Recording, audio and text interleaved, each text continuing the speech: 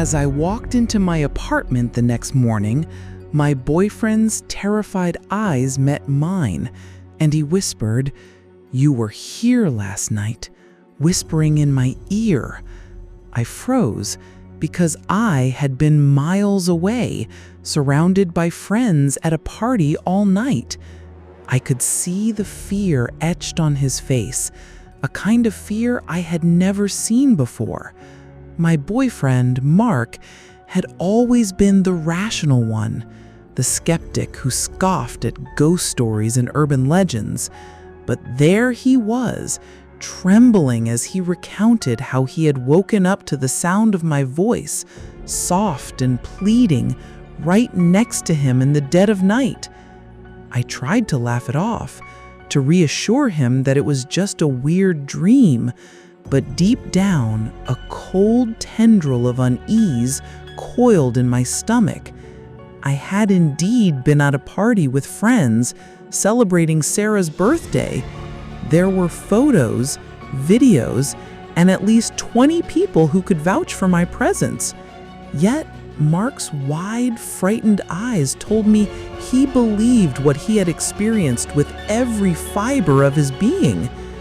Then he said the words that sent a chill down my spine.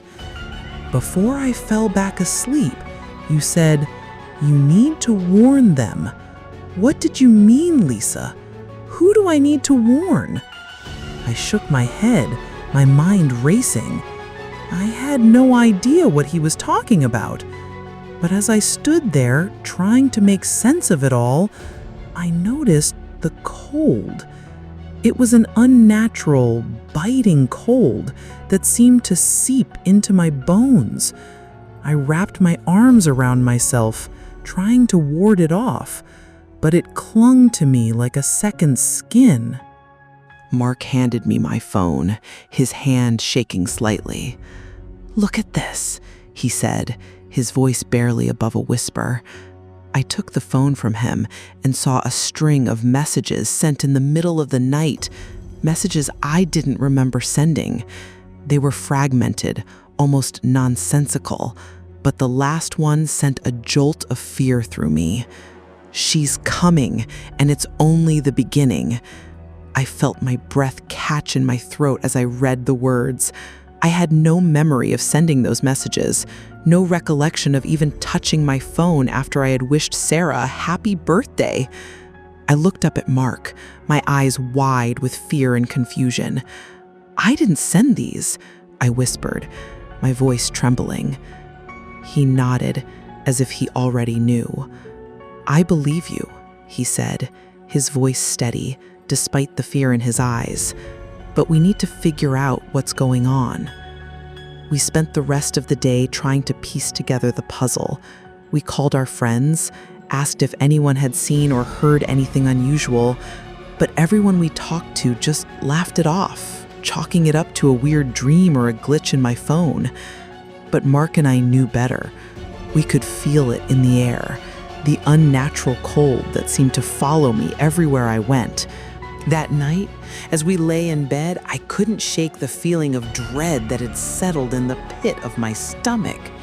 I tried to tell myself it was all in my head, that there was a logical explanation for everything that had happened. But as I closed my eyes, I heard it, a soft, whispering voice that sent a jolt of fear through me. "You need to warn them," the voice said, so softly it was almost imperceptible. I bolted upright, my heart pounding in my chest. Mark was fast asleep beside me, his breathing steady and even. I looked around the room, my eyes wide with fear, but there was nothing there. Just the cold, the ever-present cold that seemed to seep into my very soul. I spent the rest of the night huddled under the blankets, my eyes wide open, too afraid to close them.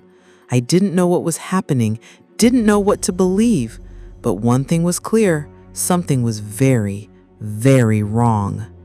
The next few days were a blur of fear and confusion. The cold followed me everywhere, a constant reminder of the unseen presence that seemed to have latched onto me. I tried to ignore it, to push it to the back of my mind, but it was always there, lurking, waiting. Then the dream started. Vivid, terrifying dreams that left me gasping for air, my heart pounding in my chest. In the dreams, I was always running, always trying to escape something I couldn't see. And always, there was the whispering voice urging me to warn them, to tell them she was coming. I woke up one night to find Mark shaking me, his eyes wide with fear. "You were screaming in your sleep," he said, his voice trembling. "You kept saying, 'She's coming, she's coming.'" I looked at him, my heart pounding in my chest.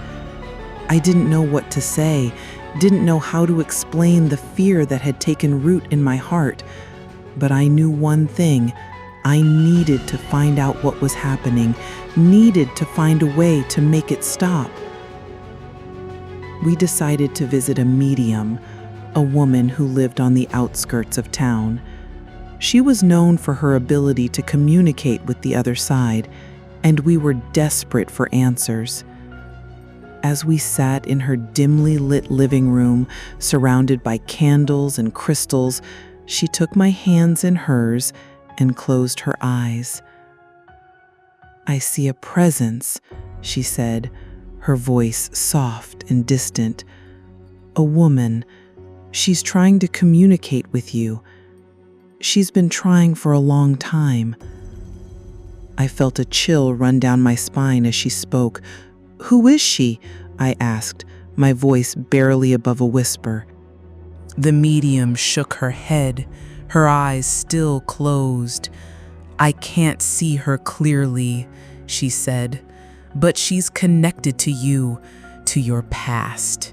She's trying to warn you, to protect you." I looked at Mark, my eyes wide with fear. I didn't know what to make of the medium's words, didn't know what to believe. But as we left her house, I couldn't shake the feeling of dread that had settled in the pit of my stomach. As the days turned into weeks, the whispers grew louder, the cold more biting. I tried to ignore it, to push it to the back of my mind, but it was always there, lurking, waiting. And then, one night, I woke up to the sound of a soft, whispering voice. It was so close, so real, that I could feel the breath on my neck.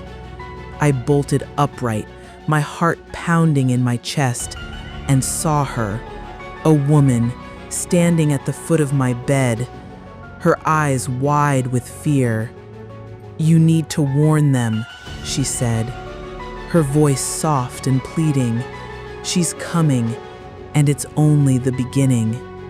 I screamed, a blood-curdling scream that seemed to echo through the house. Mark bolted upright beside me, his eyes wide with fear. But as he looked around the room, he saw nothing. Just me, trembling and terrified, my eyes wide with fear. I tried to explain what I had seen, tried to make him understand, but the words wouldn't come, and I could see the doubt in his eyes. He didn't believe me, didn't believe in the unseen presence that seemed to have latched onto me. And then, one day, it all stopped. The whispers, the cold, the fear, it all just vanished as if it had never been there at all.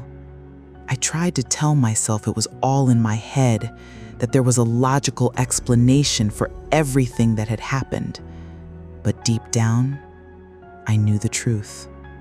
Something had been trying to communicate with me, to warn me, and I had failed to listen. If it gave you chills, hit that like button, subscribe so you don't get lost between worlds, and write in the comments. Are you sure you woke up in your own world? See you in the next story.